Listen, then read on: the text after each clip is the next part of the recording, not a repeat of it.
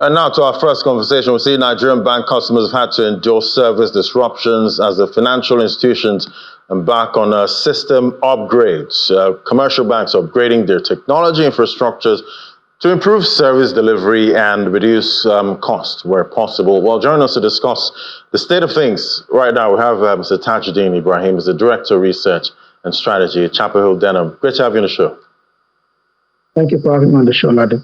So it's been a while since the banks started the upgrades. Are we starting to see light at the end of the tunnel for bank customers? Because we've had complaints, upon complaints of some people trying to send money, the money comes back to your account, and the receiver doesn't get it.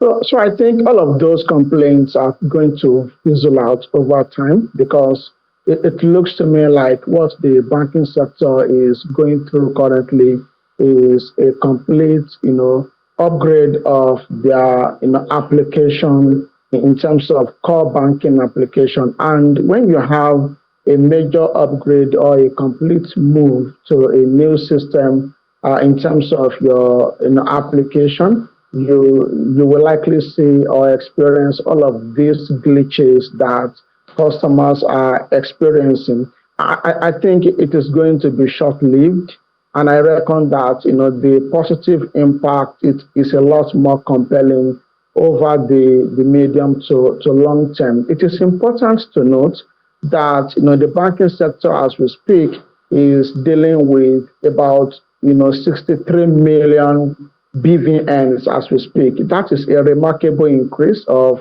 about 74%. Compared to about 36 million BVNs about 5 years ago. So that jump, for instance, speaks to the need for the banking sector to upgrade their operating system in terms of the application. So I recognize that some customers of banks are currently facing difficulties, but I believe that those difficulties will be short-lived, because it is in the first instance in the interest of the customers. That is why we are seeing those upgrades. And do you think maybe the banks could have done the upgrades one at a time and spread it way into, say, 2025? Well, I think there are two types of upgrades. In my view, I think we have the regular maintenance of applications.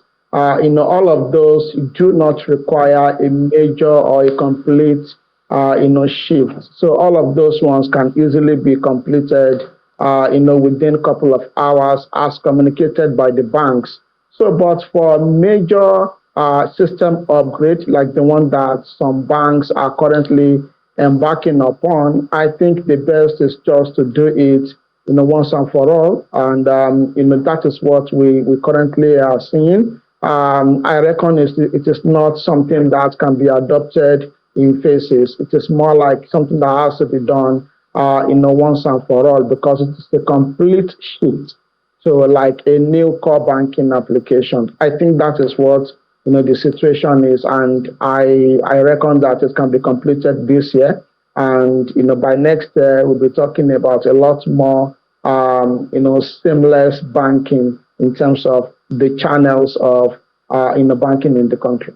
All right, can you give us an estimate of the impact to businesses and transactions so far? And we see the banking counter on the NGX doing pretty well. At this point, it's outperforming the all-share index. At this point, it seems the bank bulls don't really care about these upgrades, or they seem optimistic about them.